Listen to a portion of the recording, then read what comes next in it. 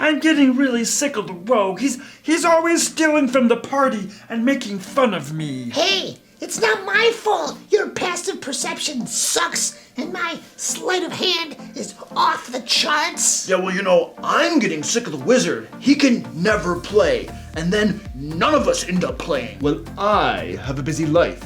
I'm an adult with responsibilities, which is more than I can say for some people. Yeah, but why can't we play the game even when the wizard can't make it? Why does everyone have to lose out on D&D because of one player? Because my players are all very special to me, and I don't want anyone missing out. Hey, you idiot! Have you ever considered that when you constantly cancel the game because one person can't make it, that you're punishing everybody else? That's right. Be considerate of the rest of us, too. and I will confess, it does make it easier for me to not show up when I know that I won't miss out on anything. Mr. Dungeon Master, sir, why don't you just kick the wizard out since he can never play and get a new player? I mean, how can someone even be a player if he never has time to play the game? Yeah! Kick the wizard! Kick the wizard! Kick the wizard! Kick the wizard! Kick the wizard! Kick the wizard! Kick the wizard! You can't just kick me out. I might remind you that I chose as my archetype the special snowflake.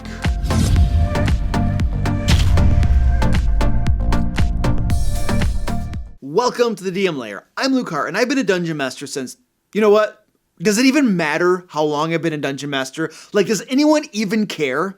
And for that matter, is there even a direct correlation between how long someone has been doing something and how good they are at it? I've been in games with Dungeon Masters who've been doing it for years, and yet they sucked. And then one of my players, Matt, who had never been a Dungeon Master before, DM'd a few adventures for us and did a great job. Anyway, on this channel, I give practical Dungeon Master advice that you can implement at your game table.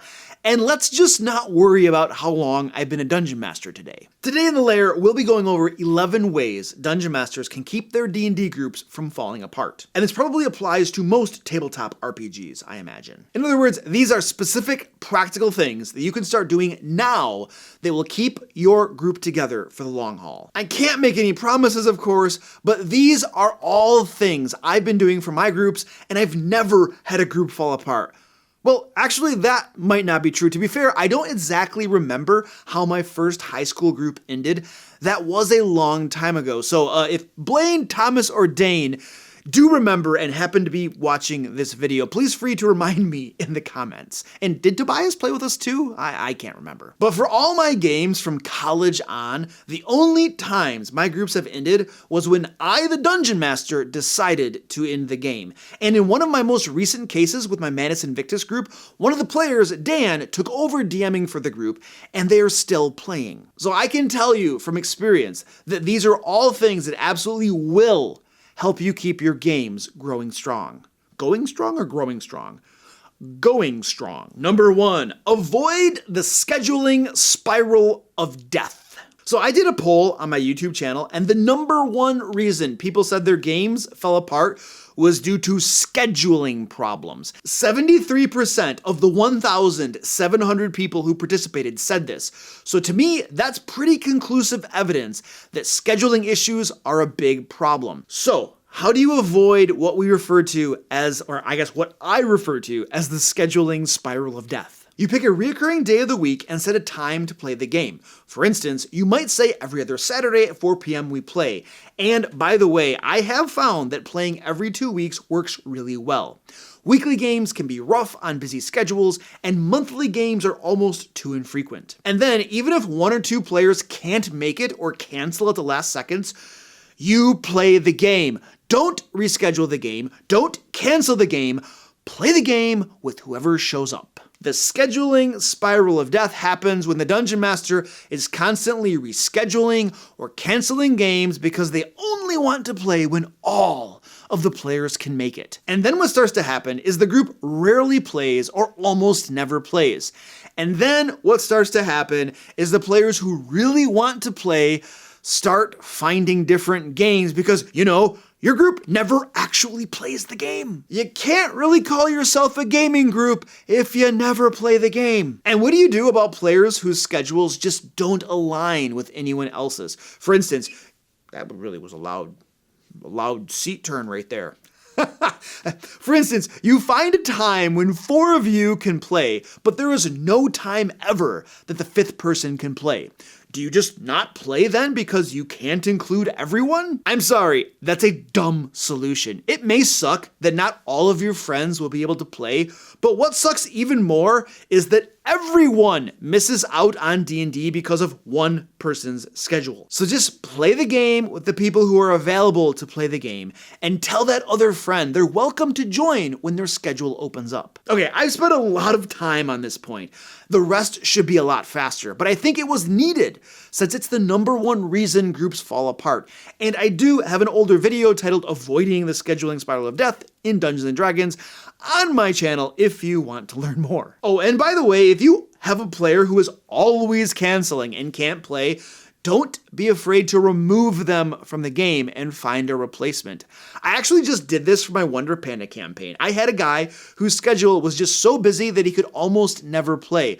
But I had another player who wanted to play, but there just wasn't room in the group for him. So I gently and politely removed the one player from the group and invited the other to join us. Number 2. Find replacement players when a player leaves the game. You can't just let your D&D group slowly dwindle into nothingness as players leave the group.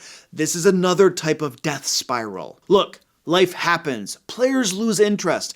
Players move on. Sometimes they literally move to different cities. Players get upset and quit the game.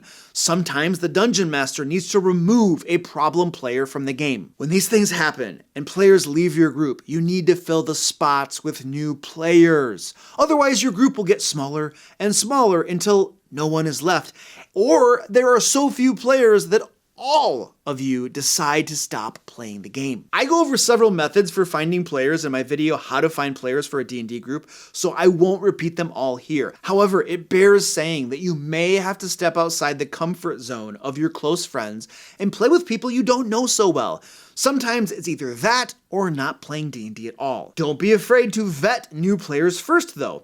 I have an on-call system whereby when a normal player can't make a session, I have an on-call player join the group for just that session. On-call players are usually strangers who've never played with us before. By having them sit in on a game here and there, we all get to know them better and get a feel for whether or not they'd be a good fit for the group. And then when a permanent player leaves the group for whatever reason, we invite an on-call player that we all like to join the game. That way we don't get bad players and have to deal with all of that crap. Number 3, prioritize player fun. The bottom line is that if your players are not having fun, they're probably not going to stay in your game for long. Now, all players are different, so I don't think I can really give you a perfect plan for running a fun game. However, I can tell you this. Your players can tell you what they find fun and what they don't. So ask them. I routinely ask my players 3 questions. What's something you enjoy about the game that I should keep doing? What's something you dislike about the game that I should stop doing? And what's something you think would be fun and we should start doing? This kicks off a group discussion and gives me insight into what my players like and don't like.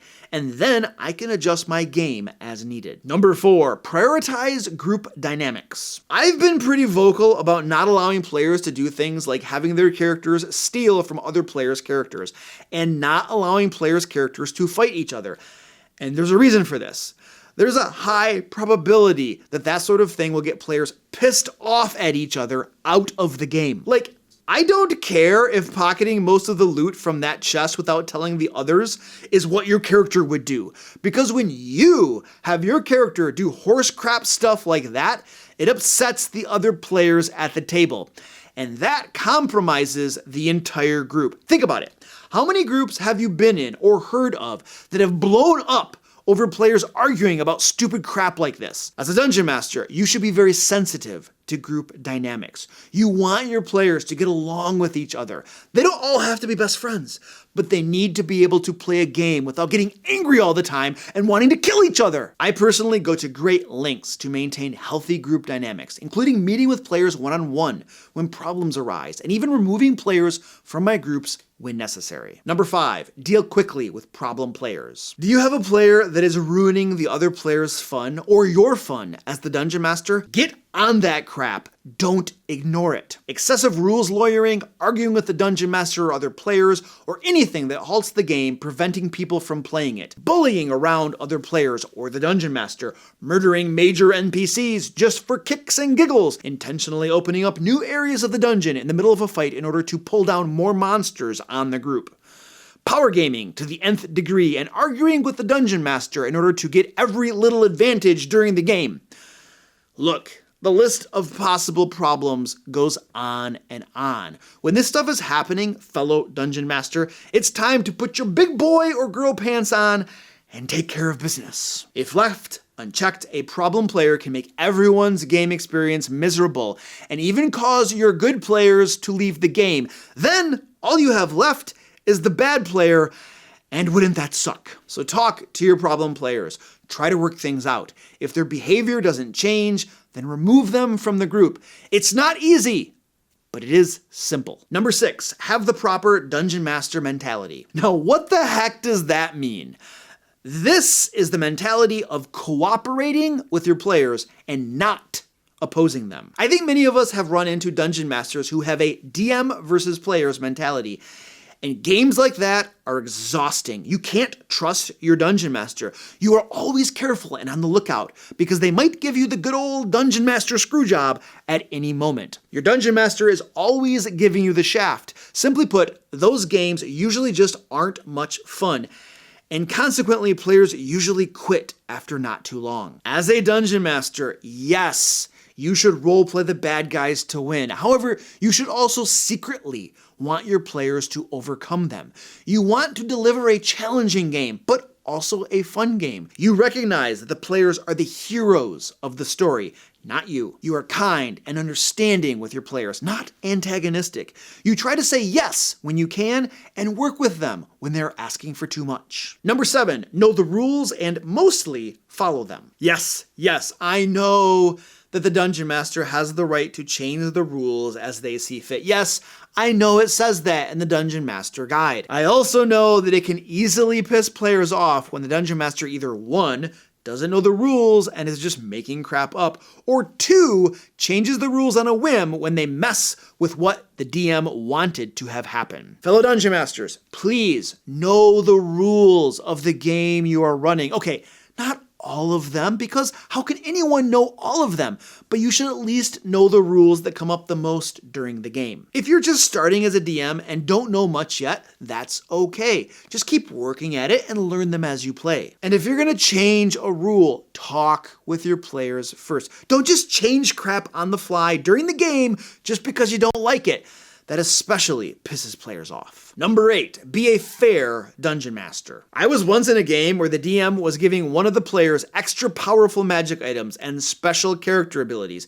He was playing favorites, and it pissed the rest of us off. Also, do your best to make fair rulings.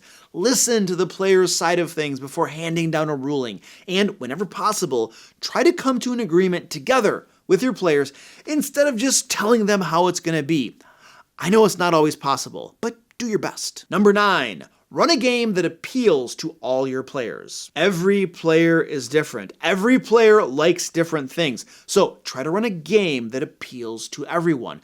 There are 3 pillars to D&D: combat, exploration, and social interactions. Include a mix of all of them in your game so that it appeals broadly to the different types of players you likely have. And listen to your players. If most of them want to play a particular type of game, try to give them that. Just be careful not to neglect your own fun, Dungeon Masters.